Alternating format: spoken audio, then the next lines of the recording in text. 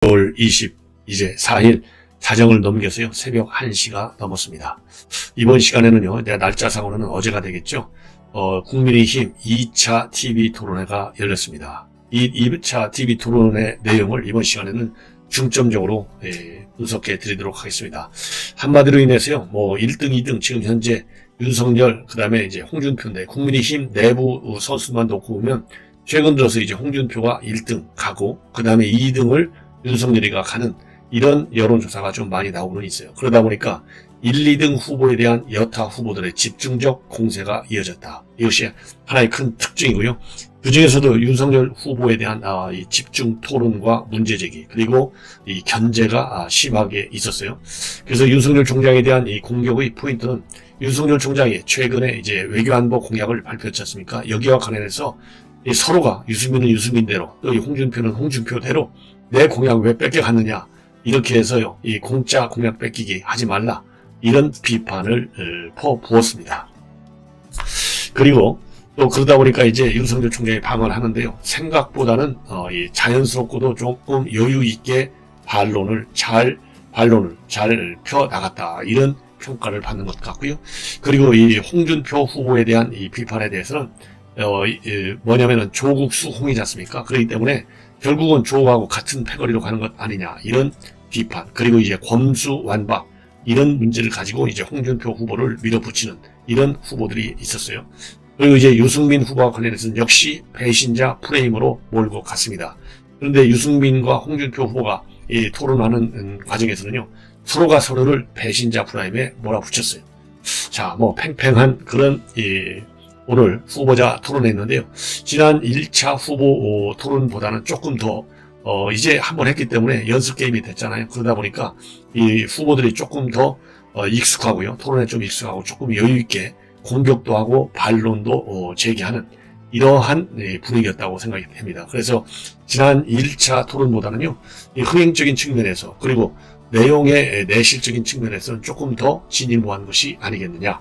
그래서 지금 여권에서 경선 과정을 통해서 나타나고 있는 토론의 질하고 비교해보면 역시 우리 국민의힘 야권 후보들이 한 단계 위인 것은 맞다. 이런 생각이 듭니다.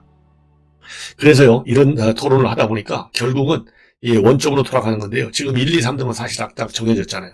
근데 2차 경선에서는 8명 중에 4명을만 뽑게 돼 있지 않습니까? 그리고 이제 당원 투표가 30%고 일반 여론조사가 70%예요. 지난번보다 당원 비율이 반영 비율이 10%가 높아요. 자 그러다 보니까 1, 2, 3등은요 2강에 1중으로 되어 있거든요. 유승민까지는 난공불락이다. 그러니까 4등을 누가 하느냐를 가지고 지금 이제 본래는 최재형 감사원장이 4등까지 밀릴까 한 3등은 가지 않을까 이렇게 캠프 출범할 때는 예상을 했는데요. 생각보다 최재형 감사원장은 이렇게 축켜 세우고 올라가기보다는 뒤로 미끄럼질 하고 있어요.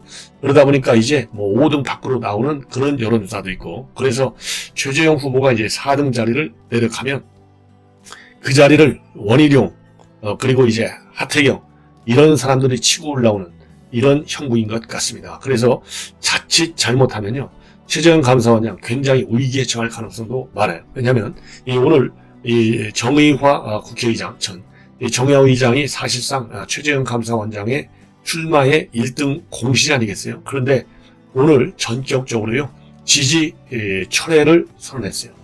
왜냐하면 이 상속세 폐지라든가 이 가덕도 신고한 문제 이런 걸 가지고 이 최대형 전도사다 이런 평을 받았던 정의화 의장이 입장문을 내놨습니다. 그래서 오늘 결국은 처리하겠다. 예를 들어서요 그러면서 뭐라고 입장을 밝혔냐면 지난 한 달간 최 후보의 발언과 정치적 행보를 보면서 안타깝고 아쉬운 마음을 금할 수 없다. 최근에 캠프 해체를 사후 통보받고 내심 불편했으나 최재형 다음으로 승부를 보라는 마지막 충언을 드렸다. 이렇게 입장을 밝히면서요. 최근에 이제 상심하게 된 결정적 계기는 상속세 폐지, 낙태 반대 시위를 벌인 점을 거론하고 크게 실망했고 특히 오늘 가덕도 신공항 전면 재검토 발언을 접하고는 아연 실색했다. 그러면서요. 정치는 함께하는 예술이다. 정책에 대한 자기 생각을 공적 발언으로 발표하는 것은 바람직하지 않고 정치의 본령에도 맞지 않는다. 저는 최 후보에게 대한민국을 맡기기는 어렵다는 결론에 도달했다. 이렇게 밝히고 있고요. 그리고 최재형 감사원장을 끝까지 수행하고 다닌, 그리고 이 부산에도 수행하고 갔잖아요. 김미애 의원도 가덕도 신공항 전면 재검토한다. 이 판언을 보고 더 이상 실망을 감출 수 없다. 그래서 이거를 제거하라. 그렇지 않으면 최재형 감사원장에 대한 지지, 철회하겠다라는 의도를 밝히는 입장문을 내놨습니다. 그래서 이렇게 최재형 감사원장이요, 캠프도 해체하고 또 그야말로 이 정치적인 뭐라고 할까요? 사부라고 할까요?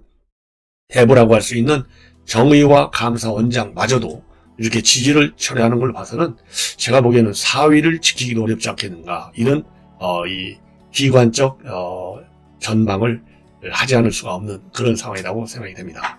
자, 그러면은요, 이 본론적으로 이 오늘 토론의 내용을 조금 자세히 말씀을 드리겠습니다. 왜냐하면 그래야 우리 시청자 여러분들께서도 이 후보들이 주로 어떤 생각, 어떤 정책, 이 공약을 우리 국민들한테 내놓고 있고, 서로 이 치고받고하는 과정에서 어느 정도나 자기 공약을 잘 방어하고 있고, 그 공약의 진실성, 실현 가능성, 거기에 대한 후보의 실력, 이 전문성, 이런 걸 가지고 있는지 판단하실 수 있기 때문에 한 3, 4분, 4, 5분에 걸쳐서 조금 자세하게 말씀을 드리도록 하겠습니다. 먼저요, 이 홍 후보하고 윤석열 총장 맨 먼저 붙었어요. 그래서 홍 후보는 문재인 2기 대북정책이다, 시즌2다, 이렇게 비판하고 있습니다. 바로 이거는 이도훈 한반도 평화교섭본부장, 문재인 정부에서 실세 위반했죠. 이 사람을 영입한 걸 두고 결국은 문재인 2기 대북정책으로 몰고 가는 것 아니냐, 이렇게 비판을 했고, 윤석열 총장의 경우에는요, 실력 있는 정부를 만들 테니까 두고 봐라, 이렇게 반박을 했어요. 맞받아쳤어요. 자, 그래서 이 모두 발언에서 정책 토론을 하겠다고 공언한 윤 후보가 맨 먼저 주도권 토론에서 홍준표 후보를 지목했어요. 자, 그러면서요, 미국 대통령에게 나토 방식의 핵 공유를 요구하고 들어주지 않으면 자체 핵무장 가도도 고려할 수 있다, 이렇게 홍 후보가 과거에 발언을 했는데요. 이걸 가지고 북한의 핵 보유를 기정사실화해서 비핵화 외교협상은 포기하는 것이다, 이런 비판 입장을 내놨습니다. 그러니까 홍 후보는 이것이야말로 이 헬무트 슈미트 수상도 그런 방식으로 해서 핵 균형을 잃었다. 그러니까 예를 들어서 이런 구소련, 여러분들 뭐 잘 아시잖아요. 구소련의 핵 미사일을 동구권에 배치하니까 독일의 슈미트 수상이 미국에 전술핵을 재배치해달라, 이렇게 요구했거든요. 그러니까 미국이 거절했단 말이에요. 그러니까 이 슈미트 수상이 그러면 우리도 핵 개발할 수 있다, 이런 슈미트 방식으로 핵 균형을 잃었다, 이렇게 반박을 했어요. 그러니까 윤석열 총장은 미국 기지에서 ICBM을 쏘면 30분 만에 날아간다, 전술핵을 달아서 대응할 수 있는데 미국과 우리 실정은 완전히 다르다, 이렇게 반박을 했습니다. 그러니까 홍 후보가 윤 후보가 전술핵과 전략핵을 구분을 못하고 있다, 이렇게 역공을 취하고, 윤석열 총장은 미사일에 탑재하는 것은 전술핵, 규모가 큰 핵도 탑재할 수 있다, 이렇게 반박을 했습니다. 자, 그리고요, 또 이 국익 우선주의를 내세운 윤 후보의 외교안보 정책에 대해서도 이 홍 후보가 그거 내가 맨 먼저 얘기한 거다, 이렇게 지적을 하니까 윤 후보는 국익 우선주의라는 말에도 특허가 있느냐, 이렇게 여유있게 웃으면서 응수를 했습니다. 그러니까 홍 후보는요, 안 하던 정책 공부를 하려니까 참 힘들 것이다, 그런데 아직도 멀었다, 조금 더 공부하시라, 이러면서 기선 제압을 시도했다는 평가를 받을 수 있습니다. 그러면서요, 문재인 정권에서 북핵 문제를 총괄한 바 있는 이도훈 전 한반도 평화교섭본부장이 윤 후보 캠프에 몸담은 것을 거론하면서 윤 후보의 대북정책을 보면 문재인 2기 대북정책에 불과하다, 이렇게 혹평을 했어요. 그리고 이제 윤 후보의 부동산 정책을 놓고서도 민주당 정세균 전 총리, 이낙연 전 대표, 송영길 대표, 그리고 유승민 후보 공약까지도 짬뽕에 놨다, 이런 비판을 했습니다. 그러니까 윤 후보는요, 이 본인의 부동산 공약이야말로 그 분야의 최고 전문가들이 아이디어를 낸 것이다, 이렇게 짤막하게 반박을 했어요. 그리고 이제 마무리 발언에서 저는 어디에 문제가 있는지 짚어내는 것에는 전문가다, 집권하면 분야별 최고 전문가를 뽑아서 실력 있는 정부를 만들겠다, 이렇게 발표를 했습니다. 그리고요, 또 유승민 후보, 윤 후보한테 비판한 것이 어제부터 나왔는 얘기인데요. 군 복무자 주택 정량 5점 가처 문제, 왜 내 공약을 뺏겼냐, 이렇게 비판했습니다. 그러니까 윤 후보가 정책 그룹에 있는 분들이 청년 제대자 수십 명을 인터뷰해서 만든 결과다. 다른 후보들도 제 공약들을 다 갖다 쓰려면 쓰시라. 여기에는 특허권이 없다, 이렇게 맞받아쳤어요. 그러니까 유승민이는 이에 뭐라고 대답했느냐, 응수를 했느냐, 별로 갖다 쓰고 싶은 생각이 없다. 미국 선거에서 공약 표준은 심각한 문제다. 이렇게 맞받아쳤습니다.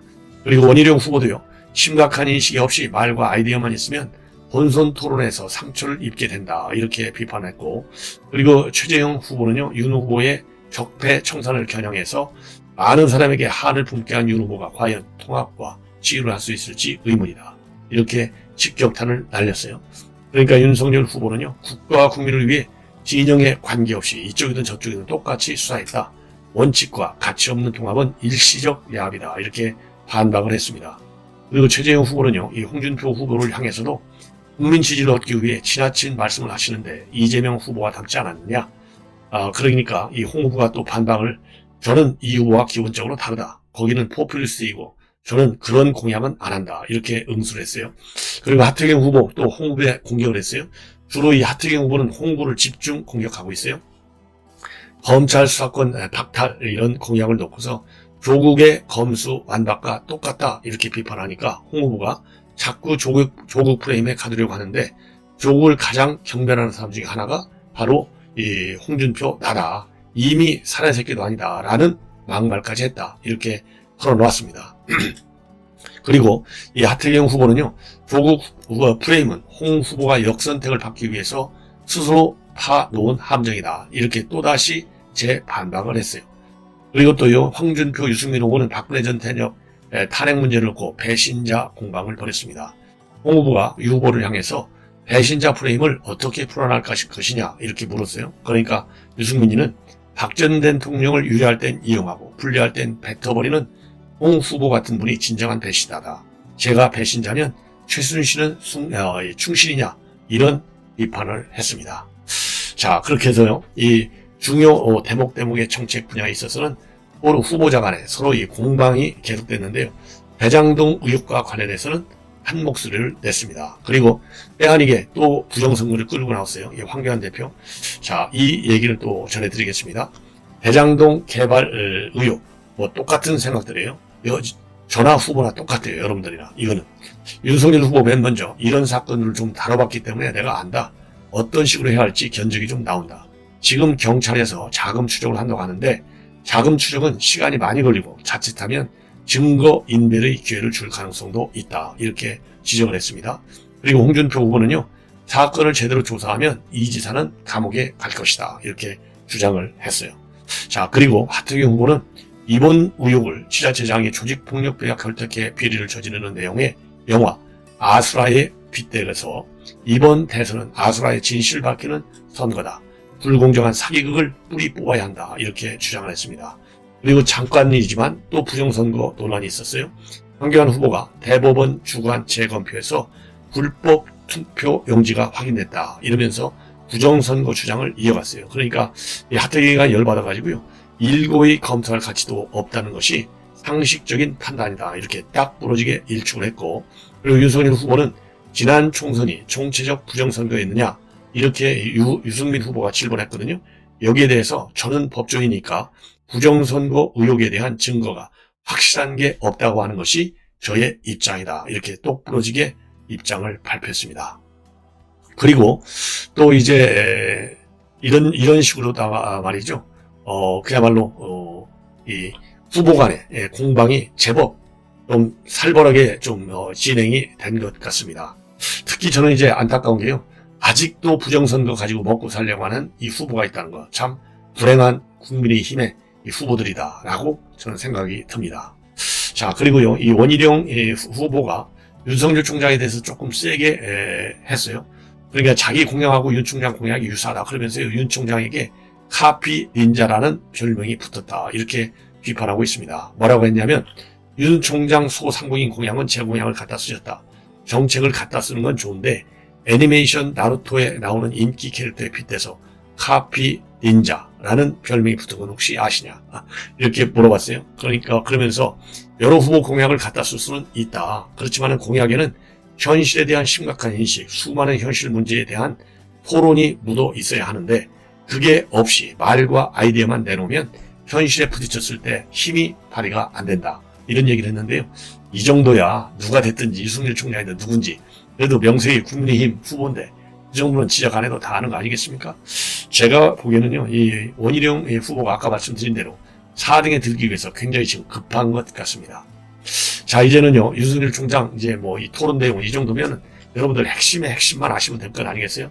이 전반적인 오늘 흐름은 뭐, 누가 뭐 아주 특별하게 잘했다 못했다 이런 걸 떠나서 다 수준급 토론했다. 저는 그런, 말씀을 드리고 싶고, 그리고 이 최재형과 그 다음에 윤석열, 정치 이제 초보생들이잖아요. 생각보다는 상당히 공부를 많이 했구나. 그리고 토론에 굉장히 이제 익숙해져 간다. 그래서 학습 효과가 빠른 후보들이다. 저는 이런 긍정적 평가를 해주고 싶습니다. 자, 이제 장제원, 그야말로 지금 윤석열 총장 캠프에서요, 이 뜨거운 감자잖아요. 왜냐하면 장제원 의원의 아들이 너무나 큰 사회적 물의를 야기하고 있어요. 저도 그래서 참 안타깝게 생각하는데, 지금 이 보도에 따르면 윤석열 총장에게 장제원 이 의원이 여러 차례 사표를 냈다. 사의를 표명했는데 윤 총장이 반려한 것으로 지금 알려지고 있습니다. 그래서요, 윤 총장이 이 아들이 성인인데 아들 개인적 일탈 문제로 해서 캠프 집까지 내놓을 필요가 있겠느냐, 별로 없다고 본다. 이런 차원에서 사표를 반려했다. 이런 것이 이제 하나고요. 이런 상황에서 지금 윤석열 총장 캠프 재정비 작업에 들어갔다. 이렇게 며칠 전에 제가 보도해드린 바 있는데요. 결국은 23일, 그러니까 뭐 날짜상으로는 어제죠. 그러니까 뭐 사실상 오늘 윤석열 총장 캠프에 권성동 의원이 상근 출근하는 걸로 지금 되어 있다고 합니다. 그래서 어제부터 이제 상근 출근해가지고 이 선거 외부에는 선거대책본부로 장으로 알려졌는데요. 내부적으로는 종합지원본부장이라는 이름을 타이틀을 주는 걸로 그렇게 논의가 되고 있고요. 이 권성동 의원이 추석 연휴 뒤에 열린 첫 번째 캠프 회의부터 쭉 참석하고 있다. 이런 지금 보도가 나오고 있고요. 특히 윤석열 총장 이렇게 장제원 의원을 다시 쓰는 것은 장제원 의원 잘못하면 이제 뭐 청년표 날아간다 이런 우려도 있기는 있지만은 이미 신지호 의원이 지난번에 뭐 탄핵 얘기했을 때도 신지호 의원도 사의를 표명했지만 윤석열 총장이 사의를 반려한 것으로 알려지고 있지 않습니까? 그래서 이것이 윤 총장의 인사 스타일이구나. 그래서 능력 있는 사람은 뭐 조금은 문제가 있다 하더라도 끝까지 고하고 같이 가서 그 전문성을 살릴 수 있는 기회를 준다. 이것이 윤 총장의 인사 스타일로 말하자면 인구에 회자하고 있다. 이런 보도도 나오고 있습니다. 자, 그 다음에는요. 이제 뭐 한 두 가지만 가볍게 말씀을 드리겠습니다.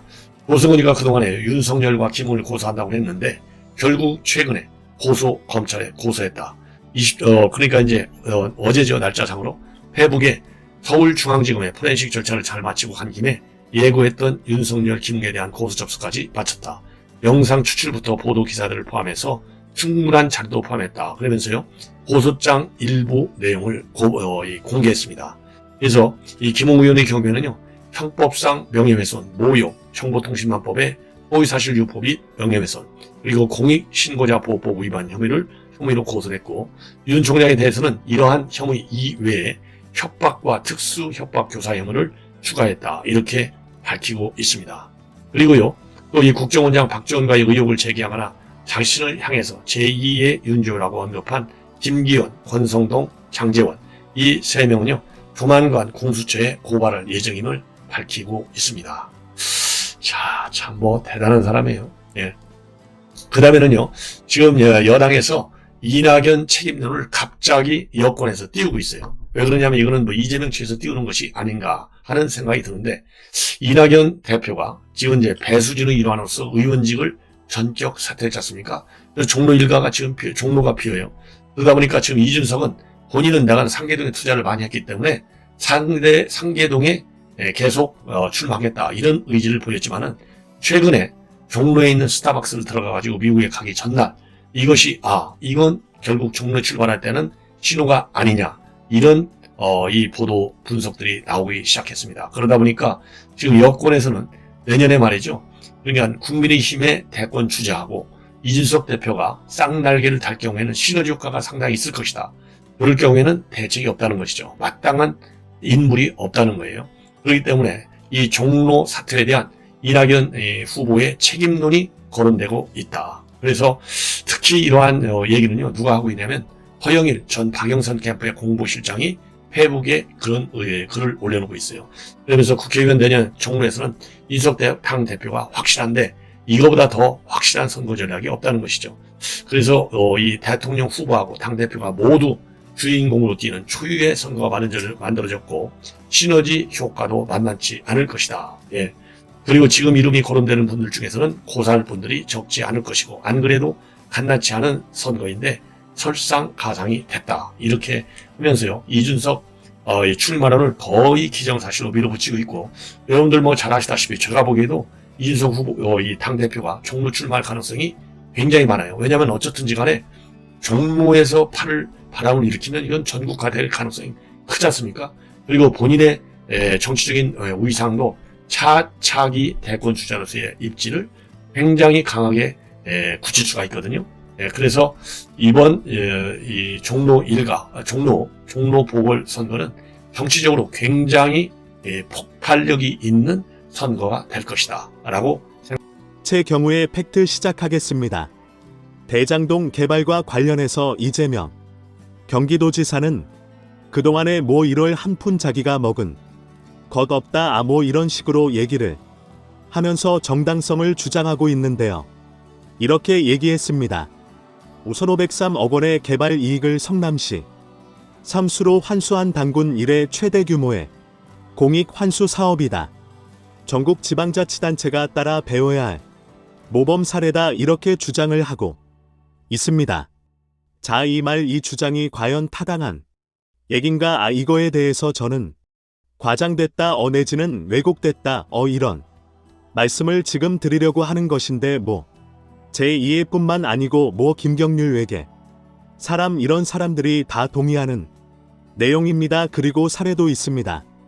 무슨 얘기냐 하면 이재명 지사가 이 대장동 개발과 관련해서 환수했다고 주장하는 거 요지 굵직굵직한 거 그것만 설명하면 이겁니다. 제1공간에 공원을 만들었다는 거저. 그게 대략 2561 혹은 정도고 그 다음에 임대주택부지 상당에 때 해당하는 사업 배당이 이게 1822억 미가 임대주택 땅 단지 그걸 만들기 위한 땅을 그 대장동에서 제공했다 이런 뜻입니다. 그게 1822 여기에 해당한다 이런 얘기구요. 그 다음에 질공단 공원 지하주차장 400면 추가 건립 요거이 205. 그 다음에 북측 터널 대장 IC 확장 배수지 요게 920억 등 이렇게 해서 이제 5,503억 원을 환수했다. 이렇게 주장하고 있는 겁니다. 자, 그러면 우선 첫 번째, 이걸 자꾸 공영개발이라고 주장을 하는데 이해와 N영공 개발이 맞느냐? 성남도시개발공사 가화 환수한 받은 취한 이익보다 민간 업자가 훨씬 더 많은 이익을 가져갔는데 이것은 민관 공동 개발이죠. 이게 어떻게 영공 개발이냐? 그니까 공 개발이라는 게 마치 민영은 그러면 무슨 영공 개발은 설이 고민형 개발은 악인 것처럼 얘기를 하는데 절대 그렇지 않습니다. 민영 개발은 민영 개발대로의 장점이 있고요. 영영은 영영대로의 장점이 있고 이거든요. 저는 오히려 이명박 대통령이 대통령 재임 시절에 NH나 이런 데를 통해서 그 지시했던 내용이 있죠. 공영개발 H 같은 그 공비화는 민간과 경경하려고 하지 마라. 이런 얘기입니다. 무슨 얘기냐 하면 민간과 경경에 예를 들어서 현대건설하고 LH 강 연결하려고 하면 당연히 LG 낭이조 웨이 기네요 에러치는 공공기관입니다. 그리고 공공기관은 인허가 등 이런 대에서 훨씬 더 유리한 입장에 취해 있고요. 그러니까 이명박 대통령의 지시는 뭐냐면 이미 기울어진 운동장에서 민간과 경쟁해서 민간 기업을 쓰러뜨리면 결국 민간 기업의 일자리만 줄어들고 경제 전체로 보면 요인이다 이런 얘기입니다. 그가 지금 이재명 경기도지사는 마치 영공 개발은 굉장한 선인 것처럼 얘기하고 있는데 그렇지 않다. 그러면 민영 개발하면 과연 민영 개발에서 얻는 이익은 전부 민간이 가능 같느냐? 아닙니다. 이게 바로 논리적 모순 내지는 상황을 호도하고 있는 겁니다. 그러니까 이렇게 주라고 이게 공영개발되냐? 공영개발 아니다. 무늬만 영공개발이 고 사실상 민관, 공동개발이 고 이익은 민간이 더 많이 가져가도록 설계가 돼 있다. 그러니까 이게 잘못되었다는 겁니다.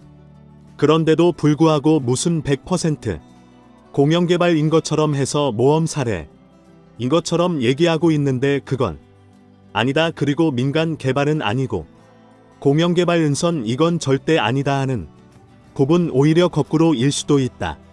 그러나 그것은 다 장단점이 있는 개발 방식이다. 이렇게 모이게 정확한 세트입니다.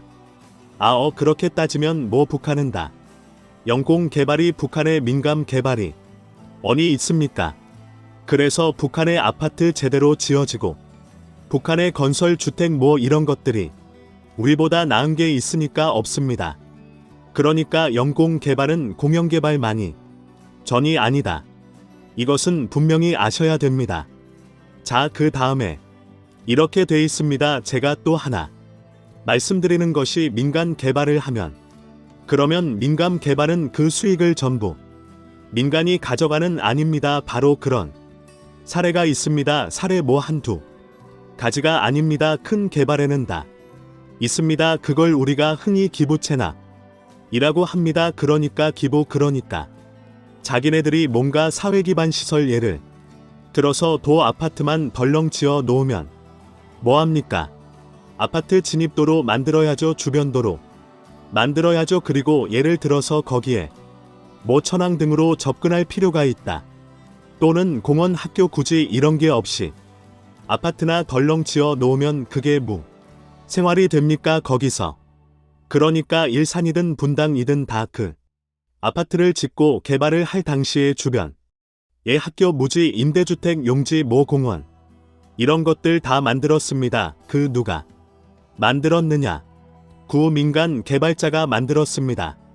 개발업자가 만들어서 지방자치단체 기부를 하는 겁니다. 그걸 우리가 기부채라 이렇게 얘기를 하는데 그렇게 하는 겁니다. 아까 기업 건물 내는 거 나 그렇게 기부채나 하는 거라 이런 형태로 여튼 공공의 이게 기부를 합니다. 그러니까 이재명 기사가 대장동을 공영개발하지 않았더라도 만약에 민간 개발했더라도 그 민간 개발업자가 공원이나 터널이나 또는 도로나 뭐 이런 것들을 또는 인터체인지 나 이런 것들을 다 만들어서 성남시 기부합니다.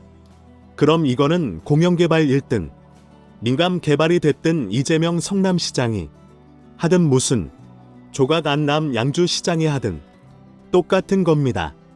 협상하기에 달려 있습니다. 얼마를 기부할 것이냐. 그런데 마치 자기가 남의 하지만 하게 하지 못하는 기부채납을 받아낸 건리냥 무슨 단군 일의 최대인 환수 사업의 말이 안 되는 거죠. 이게 과장돼 있고 왜곡돼 있다는 겁니다. 누가 하더라도 액수가 가고자 하는 건 있지만 환수해야 하는 사업이고 환수할 수 있는 사람이다. 그러냐 거기서 예를 들어서 이윤이 1조 원 정도 나왔다고 하면 1조 오늘 다 민간이 가져간다.